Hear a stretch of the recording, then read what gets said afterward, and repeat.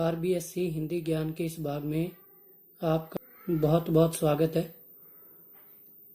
कक्षा 12 अनिवार्य हिंदी के अंतर्गत आज हम सृजन पुस्तक के प्रथम अध्याय संतवाणी का अध्ययन करेंगे। यदि आपने अभी तक हमारे चैनल को लाइक और सब्सक्राइब नहीं किया है तो आगे बढ़ने से पूर्व चैनल को लाइक और सब्सक्राइब कर लें। देखिए, संत कबीर की व्याख्याएं। त्याग तो ऐसा कीजिए सब कुछ एक ही बार। त्याग यानी समर्पण, कि समर्पण ऐसा होना चाहिए कि सब कुछ एक ही बार में दूसरों को अर्पित कर दिया जाए। सब प्रभु का मेरा नहीं, निहिचय, निहिचय का अर्थ होता है हृदय में किया विचार। कि समर्पण करते हुए, त्याग करते हुए या त्याग की भावना का परिचय देते हुए व्यक्ति के मन में इस प्रकार के भाव उत्पन्न होने चाहिए कि मेरे पास जो कुछ भी है वह उस ईश्वर का ही है, अर्थात ईश्वर द्वारा प्रदत्त वस्तु का दान करते हुए कभी भी व्यक्ति के मन में अहंकार, अहम और घमंड आदि के भाव उत्पन्न नहीं होने चाहिए, क्योंकि इस प्रकार किया गया त्याग कभी भी सार्थक नहीं होता। अतः प्रसंग में ये कहा जा सकता है कि इस पद्यांश के माध्यम से कवि ने त्याग की महत्ता को वर्णित किया है। आगे देखिए, सुनिए गुण की वार्ता, अवगुण लीजे नाही, हंस क्षीर को गहत है, नीर सो त्यागे जाहि। देखिए, प्रसंग में ये कहा जा सकता है कि प्रस्तुत काव्यांश के माध्यम से गुणों को स्वीकार करने और अवगुणों को त्यागने की बात कही गई है। देखिए, कवि कहता है कि हमें गुणों की श्रेष्ठता को सुनना चाहिए, अर्थात स्वीकार कर लेना चाहिए, और अवगुणों को अस्वीकार करना चाहिए, कभी भी स्वीकार नहीं करना चाहिए। हंस क्षीर, क्षीर का अर्थ है दुग्ध, कि हंस दुग्ध को ग्रहण कर लेता है, नीर सो त्यागे जाए, और दुग्ध में मिश्रित जल को परित्याग कर देता है, जल को त्याग देता है। कहने का अर्थ यह है कि सज्जन व्यक्ति केवल गुणों को स्वीकार करते हैं और अवगुणों का परित्याग कर देते हैं। उसी प्रकार व्यक्ति को गुणों को स्वीकार करना चाहिए और अवगुणों का परित्याग कर देना चाहिए। आगे देखिए, छोड़े जब अभिमान को, अभिमान यानी कि गर्व घमंड के भाव, सुखी भया सब जीव, जीव यानी जीवात्मा, भावे कोई कछु कहे, मेरे ये निज पी। प्रस्तुत काव्यांश के माध्यम से कवि द्वारा अभिमान को त्यागने और अभिमान को त्याग कर ईश्वर भक्ति करने की ओर संकेत किया गया है। कवि कहते हैं कि जब व्यक्ति अपने हृदय से अभिमान के भाव का परित्याग कर देता है तो उसकी जीवात्मा अत्यधिक प्रसन्न हो जाती है। भावे कोई कछु कहे, मेरे ये निज पीव। कवि कबीरदास कहते हैं कि अब चाहे कोई कुछ भी कहे, मेरे हृदय में मेरे प्रियतम का ही वास है, केवल मेरा प्रियतम ही मेरे हृदय में निवास करता है, अर्थात मैंने अभिमान को त्याग कर अपने हृदय में केवल ईश्वर को स्थान दिया है। जाति ना पूछो साधु की, पूछ लीजिए ज्ञान, मोल करो तलवार का, पड़ा रहन दो म्यान। देखिए, प्रस्तुत काव्यांश के माध्यम से यह बताया गया है कि बाह्य वेशभूषा के स्थान पर उसके ज्ञान को महत्व दिया जाना चाहिए, कि हमें किसी भी सज्जन की जाति को महत्व नहीं देना चाहिए, अपितु उसके द्वारा प्रदान किए गए ज्ञान को प्राप्त कर लेना चाहिए। कहते हैं, बात उसी प्रकार है जिस प्रकार मोल करो तलवार का, पड़ा रहन दो म्यान, कि जब कोई व्यक्ति तलवार क्रय करता है तो वह उसकी धार देखकर उसे क्रय करता है, अपितु उसकी म्यान को देखकर कदापि तलवार क्रय नहीं की जा। अतः कहा जा सकता है कि बाह्य स्वरूप की अपेक्षा उसके आंतरिक गुणों का अधिक महत्व होता है। संगत कीजै साधु की कभी ना निष्फल होए, लोहा पारस परसते सो भी कंचन होए। देखिए, परस का अर्थ होता है स्पर्श करना, पारस यानी पारस पत्थर। इसमें कवि द्वारा सज्जनों की संगति के महत्व को प्रतिपादित किया गया है, अर्थात सज्जनों की संगति सदैव हितकारी होती है, कि सज्जन व्यक्ति की संगति कभी भी निष्फल नहीं जाती, अर्थात सदैव उसके भले परिणाम ही प्राप्त होते हैं। कहते हैं ये बात उसी प्रकार है जिस प्रकार पारस पत्थर चाहे किसी भी प्रकार के लोहे को स्पर्श करे, वह उसे भी शुद्ध सोने में परिणत कर देता है, अर्थात उसे भी खरा सोना बना देता है। अतः सज्जनों की संगति सदैव हितकारी होती है। मारिये आशा सांपनी जिन डसिया संसार, ताकि औषध तोष है ये गुरु मंत्र विचार। देख, तोष का अर्थ संतोष का भाव। मारिये आशा सांपनी, देखिए आशा को सांपनी बताया गया है, अर्थात यहाँ पर निराशा के भावों को अभिव्यक्त किया गया है कि व्यक्ति को अपने मन में निराशा के भाव, नकारात्मकता के भाव नहीं रखने चाहिए और संतोषी व्यक्ति की भांति जीवन जीना चाहिए। मारी आशा सांपनी की निराशा रूपी सर्पणी को मार देना चाहिए, अर्थात निराशा रूपी भावों को अपने जीवन में स्थान नहीं देना चाहिए। जिन डसिया संसार, अर्थात उन निराशा रूपी भावों ने, नकारात्मकता के भावों ने इस संपूर्ण संसार को अपने वशीभूत कर लिया है। ताकि औषध तोष है कि इन निराशा रूपी भावों से निकलने अथवा उबरने का एक ही उपाय संतोष का भाव है कि उसकी औषधि संतोष है। इस गुरु मंत्र को विचार करते हुए, मंथन करते हुए इस निराशा रूपी भावों से उबरा जा सकता है।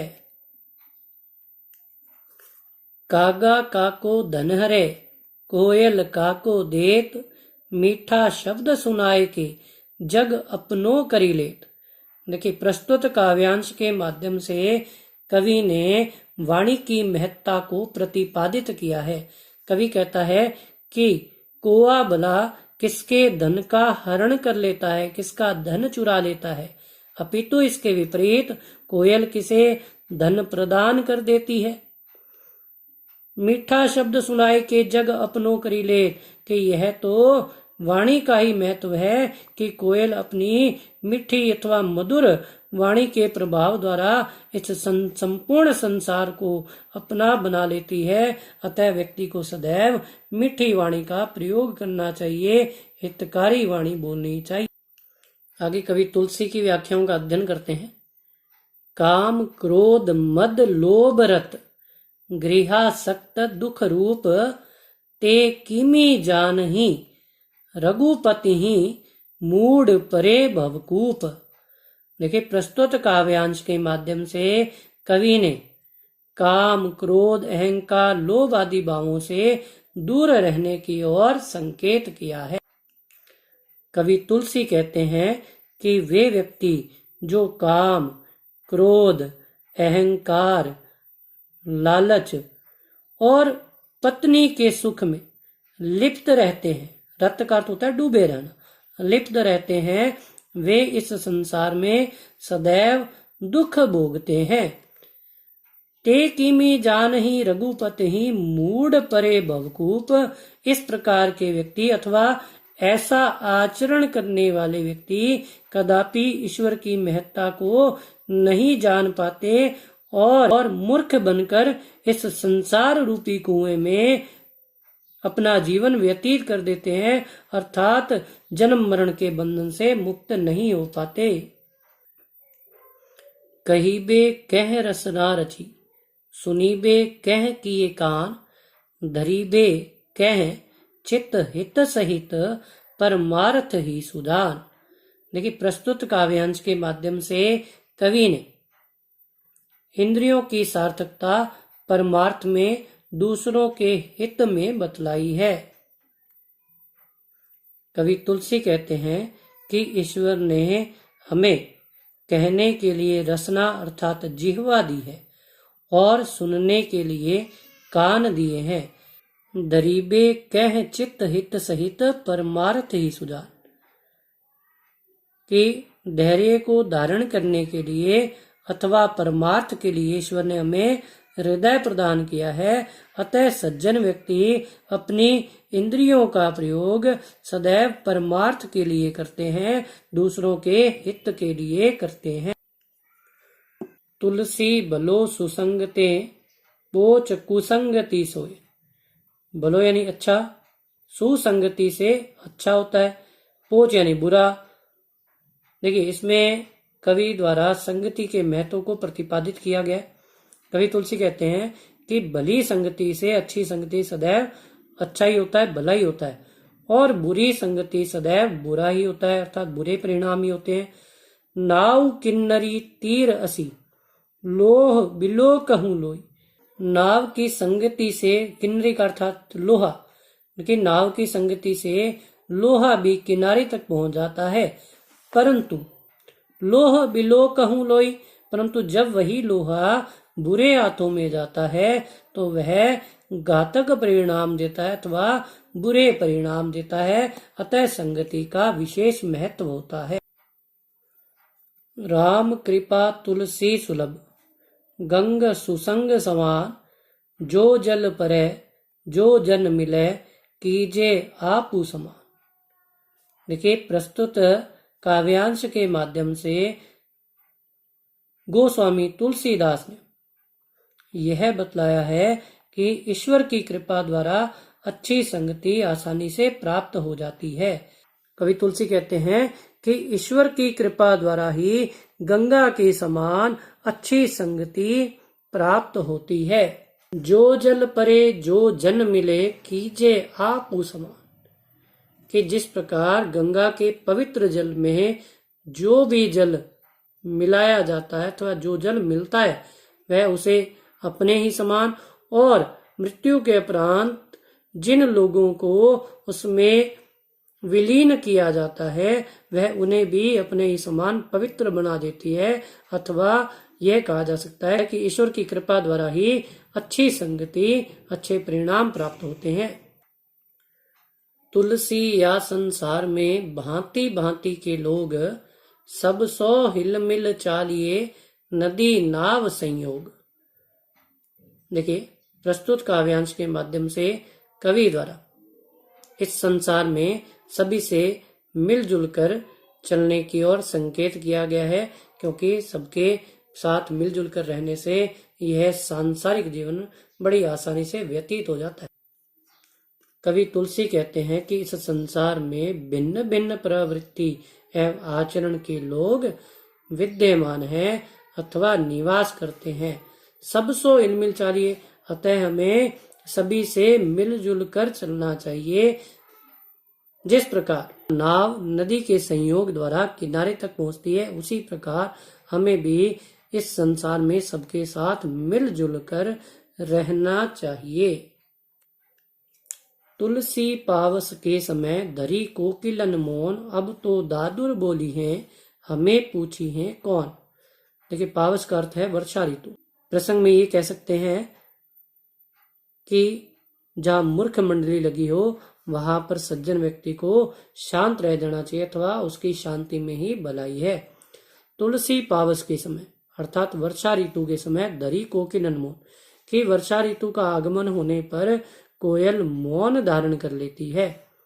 अब तो दादुर बोली हैं हमें पूछी है कौन, अर्थात अब तो मेंढकों का समय आ गया है, अर्थात अब तो केवल वे ही अपनी ध्वनि उच्चारित करेंगे और मेरी मधुर ध्वनि को सुनने वाला भला कौन होगा। अतः जहाँ मूर्ख मंडली लगी हो वहां सज्जन व्यक्ति को मौन रहने में ही भलाई है।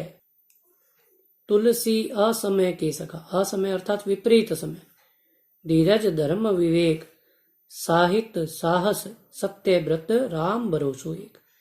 कवि तुलसी के अनुसार विपरीत समय आने पर व्यक्ति के द्वारा धारण किया गया धैर्य, उसका धर्म, बुद्धि, साहित्य, साहस, सत्य की अनुपालना और ईश्वर पर भरोसा ही उसके सहायक होते हैं और इनकी सहायता द्वारा उसका बुरा समय आसानी से व्यतीत हो जाता है।